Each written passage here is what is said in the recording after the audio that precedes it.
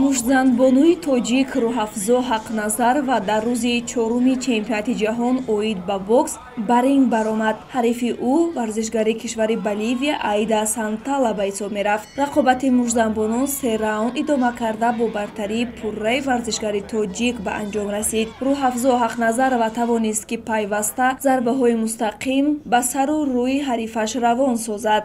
ин буд ки ҳамаи доварон афзалиро ба Рӯҳафзо Ҳақназарова доданд ва Рӯҳафзо Ҳақназарова рохати даври 16 ниҳоии чемпионати ҷаҳонро ба даст овард. ҳамакнун бонувони тоҷик Шоира Зулқайнарова ва Рӯҳафзо Ҳақназарова ҳунарнамоиро дар чемпионати ҷаҳон идома медиҳанд. рақобатҳо дар доираи ин чорабинии фароҷаҳонӣ то 21 май дар шаҳри Истанбул идома мекунанд.